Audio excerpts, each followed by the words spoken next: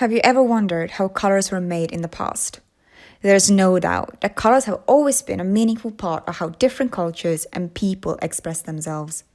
Before we were able to synthesize colors, people had to create them by mixing and mashing natural ingredients together. A natural pigment is one that is found in nature, that is ground, shifted, washed, and in rare cases heated to create a desired hue.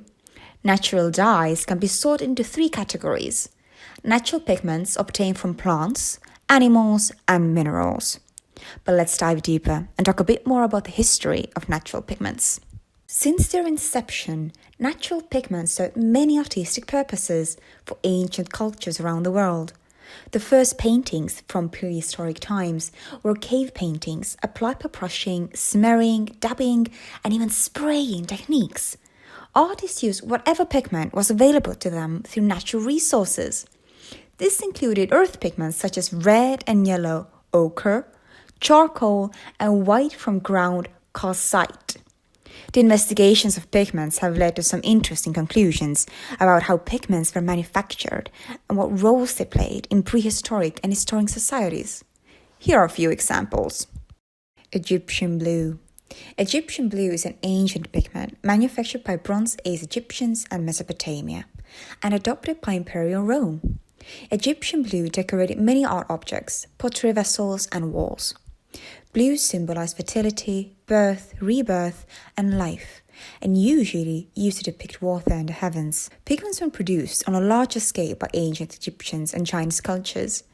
The Egyptians were credited with many pigment advances through 1300 BC. They discovered that washing pigments would strengthen and purify the color. Chinese or Han purple. Chinese purple, also called Han purple, was a manufactured purple pigment invented in China about 12,000 BC during the Western Zhou dynasty.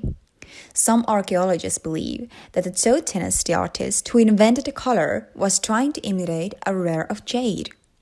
Chinese purple is sometimes called Han purple because it was used in painting the terracotta soldiers of the Qin Emperor during the 1st century BC. In traditional Chinese symbolism, purple symbolizes divinity and immortality. In modern times, purple is used to represent love or romance. Saffron. Saffron's intensive yellow color has been prized by ancient cultures for 4,000 years. Its color comes from the 3 stigmas of the crocus flower, which must be plucked and processed within a brief window of opportunity, 2 to 4 weeks in the autumn. Domesticated in the Mediterranean, probably by the Minoans, saffron is also used for its flavor and aroma. Cochineal red.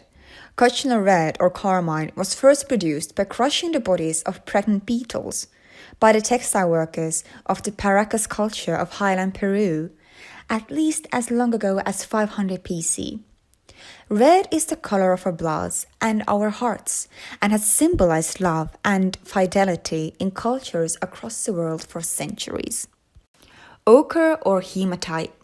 Ochre, a natural pigment which comes in shades of yellow, red, orange, and brown, is the first pigment used by humans in the Middle Stone Age of Africa, at least 70,000 years ago.